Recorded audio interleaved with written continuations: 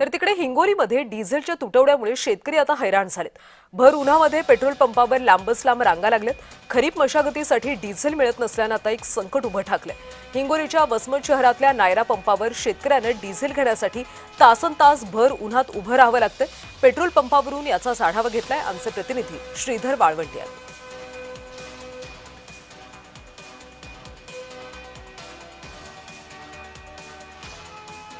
ट्रॅक्टरच्या साहाय्याने संपूर्ण शेती जी आहे ते मशागत करत असतात आणि त्यांना मोठ्या प्रमाणामध्ये डिझेल लागत असते, परंतु या ठिकाणी डिझेल मिळत नाहीये आणि याच पेट्रोल पंपावर आपण पाहू शकता की मोठ्या प्रमाणात लांबच लांब रांगा देखील लागलेल्या आहेत आणि मोठ्या कॅन देखील या ठिकाणी घेऊन आलेले आहेत।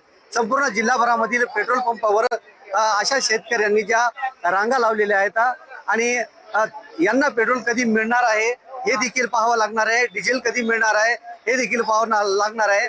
शेतीचे काम सोडून संपूर्ण या शेतकरी जे आहे ते या पेट्रोल पंपावर उभे राहिलेले आहेत आणि म्हणून संपूर्ण शेतकऱ्यांना जे आहे ते आता या पेट्रोल डिझेल मिळण्यासाठी सामना देखील करावा लागत आहे।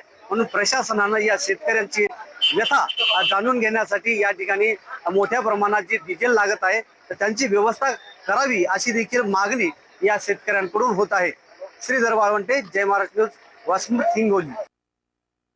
आता आमच्या शेतीचे सर्व कामं राहिलेत, आमचं रुटर राहिले, बेड मारायचं राहिले, आम्हाला तेल नाही। आज आम्ही सकाळपासून फिरालो, पूर्णला गेलो, हायतनगरला गेलो, झिरो फाट्यावर आम्ही गेलो, वसमतला आलो, तरी आम्हाला तेल अजून भेटलं नाही। त्याला जर डिझेल नसेल तर चालणार कसं? आता पाऊस पडायला टाइम झालाय, पाणी पडायचं आहे, मजुऱ्या वाढ्या, शेतकऱ्याचं पिळून पिळून सगळंच पडायचं। मोदी असो सरकार कोणतं आलं की असंच करायला वाहनवाला बेचो बाप काय करायचं शेतकऱ्याला? शेतकऱ्याला डिझेल द्यायला पाहिजे ना, का द्यायचं नाही? कधी काय काय कोणाच्या घरावर नेऊन टाकायला काय? शेतीसाठी माझा ट्रॅक्टर आहे, 4 दिवस झालं बंद आहे ट्रॅक्टर। शेतीचे काम सगळे होईना झाले तर ट्रॅक्टर शिवाय आमच्या पाशी बैल ठेवले नाहीत आम्ही। प्रधानमंत्री म्हणतात की आम्ही कृषी प्रधान देश आहे। कशाचा कृषी प्रधान देश आला? हा कृषी प्रधान देश नसून हा लुटारू देश तयार झालेला आहे।